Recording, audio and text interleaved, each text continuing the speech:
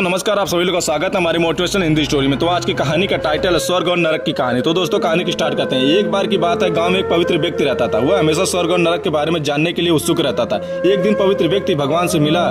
जब वह भगवान से मिला तो उसने पूछा, प्रभु क्या आप मुझे बता सकते हैं कि स्वर्ग और नरक कैसा है। भगवान मुस्कुराए और उसे दूसरी दुनिया में ले गए। वहाँ वे दो दरवाजे के सामने खड़े थे। भगवान ने उसे जाने के लिए कहा और प्रत्येक दरवाजे के अंदर खुद जाकर देखने के लिए कहा। पवित्र व्यक्ति ने जाकर पहला दरवाजा खोला। वहाँ उसने एक बड़ी गोल मेज देखी जिसके चारों ओर लोग बैठे थे। मेज के बीच में स्वादिष्ट सूप का एक बड़ा बर्तन रखा गया था। वहाँ बैठे सभी लोगों के हाथों में बहुत लंबे चम्मच थे। मेज के बीच में स्वादिष्ट सूप के बर्तन तक पहुँचने के लिए चम्मच काफी लंबे थे, लेकिन लंबे चम्मच के कारण भोजन से भरा चम्मच लोग मुंह में नहीं ले पा रहे थे। लंबे चम्मच की वजह से खाना ना खाने के कारण वे सभी दुबले पतले और बीमार लग रहे थे। वहाँ के लोग बहुत दुखी थे। वहाँ पीड़ित लोगों के दुख को देखकर पवित्र व्यक्ति कांप उठा। वह उस कमरे से बाहर आया और दूसरे कमरे का दरवाजा खोला।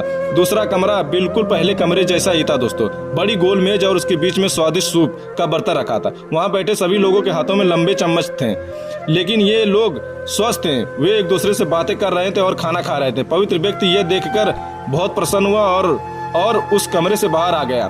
फिर पवित्र व्यक्ति भगवान के पास गया और कहा, मुझे समझ नहीं आया कि प्रभु की दोनों कमरे एक ही जैसे हैं, फिर भी एक कमरा दुख से भरा है और दूसरा कमरा सुख से भरा है। भगवान ने उसे समझाया, आपने देखा कि लंबे चम्मच दूसरों को खिलाने के लिए ठीक ठाक है, लेकिन खुद को खिलाने के लिए ठीक ठाक नहीं है। आप जिस कमरे में पहले गए थे वह नरक था। वहाँ के लोग लालची और केवल अपने बारे में सोचते थे, दूसरों की मदद नहीं करना चाहते थे, जिसके कारण वे अपना पेट नहीं भर पा रहे थे और वह दुख झेल रहे थे। और दूसरा कमरा स्वर्ग था। यहाँ उन लोगों से भरा है जो एक दूसरे की परवाह करते हैं और प्यार करते हैं, एक दूसरे को उन लंबे चम्मच से खिलाते हैं जिससे वह स्वस्थ और सुखी रहते हैं। तो दोस्तों इस कहानी से हमें शिक्षा क्या मिलती है?